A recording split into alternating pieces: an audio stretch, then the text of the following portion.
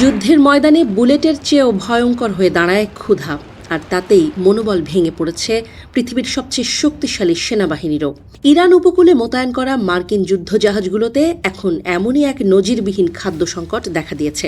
খবর চাউর হতেই প্রশ্ন উঠছে, রণতরীর অন্দরে কি চলছে? আটলান্টিক বা প্রশান্ত মহাসাগর নয়, বরং ইরানের দোরগোড়ায় দাঁড়িয়ে থাকা মার্কিন রণতরী ইউএসএস ত্রিপলি থেকে ভেসে আসছে বিমর্ষ খবর। এক নারী সেনার পাঠানো ছবিতে দেখা গেছে দুপুরের খাবারের থালায় নেই কোনো রাজকীয় আয়োজন, সামান্য কিছু কুচানো মাংস আর একটা রুটি। এই দিয়েই চলছে বিশ্বের ত্রাসমানা মার্কিন সেনাদের দিনযাপন। শুধু ত্রিপলি নয়, একই দশা ইউএসএস আব্রাহাম লিঙ্কনেরও। সেখান থেকে আসা ছবিতে দেখা যাচ্ছে পাতে পড়ে আছে কেবল সেদ্ধ গাজর আর শুকনো মাংসের প্যাটি। খিদের জ্বালায় সেনাদের মনোবল এখন তলানিতে। এক সেনা সদস্য তার মাকে পাঠানো বার্তায় লিখেছেন, খাবার ফুরিয়ে আসছে, আমরা খাবার ভাগাভাগি করে কোনো মতে টিকে আছি।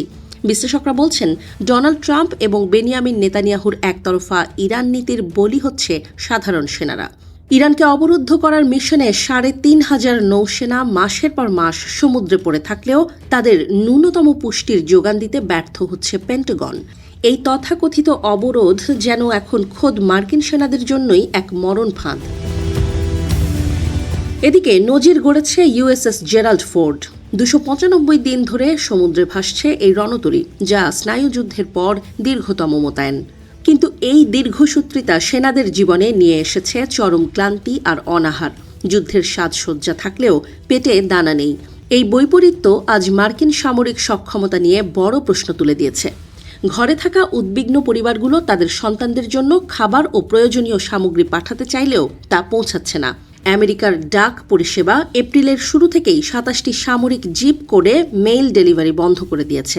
আকাশপথ বন্ধ আর লজিস্টিক সমস্যার অজুহাতে আটকে আছে হাজার হাজার পার্সেল।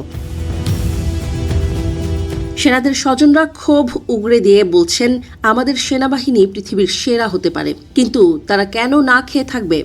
ওদিকে আর্মি মুখপাত্র মেজর ট্রাভিস শ জানিয়েছেন, অনির্দিষ্টকালের জন্য ডাক পরিষেবা স্থগিত করা হয়েছে। জমানো পার্সেলগুলো সুরক্ষিত আছে দাবি করা হলেও ক্ষুধার্ত সেনাদের কাছে সেই আশ্বাস যেন এক নিষ্ঠুর পরিহাস। ইরানি বন্দরগুলো পাহারা দিতে গিয়ে খোদ মার্কিন নেভি কেন এমন রসদ সংকটে পড়ল তা নিয়ে শুরু হয়েছে বিতর্ক। যুদ্ধের ডামাডোলে সেনাদের মৌলিক চাহিদা পূরণ করতে না পারাটা কি বাইডেন বা ট্রাম্প প্রশাসনের প্রশাসনিক ব্যর্থতা, নাকি ইরানকে চাপে রাখার নেশায় নিজেদের সেনাদের জীবন বাজি ধরছে হোয়াইট হাউস? রণতরীর কামানে গোলা আছে, কিন্তু সেনার থালায় খাবার নেই।